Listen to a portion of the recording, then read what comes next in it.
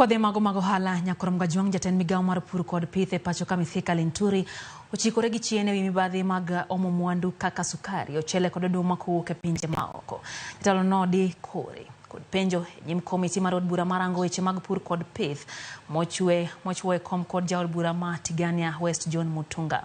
Jatelo go ne dwaro ng'iyo mathoth ewi kembe moko mano ng'wano orak mosekelo chich mathoth e bad migao no.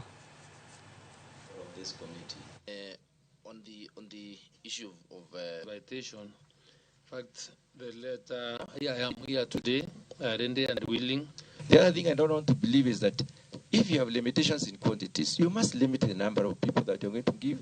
So what guided offer? Is it on first come, first served basis, and then when all the sugar was exhausted, you stopped? Or was there a criteria? There must be a criteria.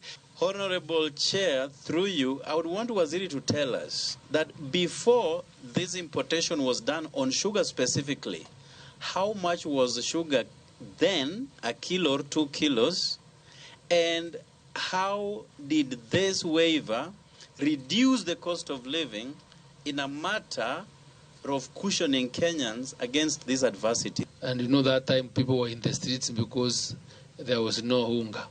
So, and because there was no hunger, there was no food, the situation was quite dire in the country.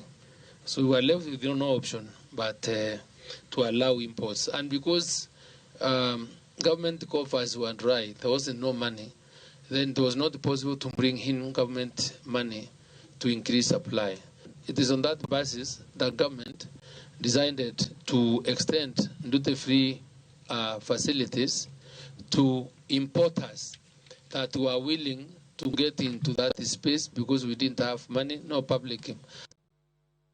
Kwa the county ya Mombasa, Boda Manyasani Matio Gite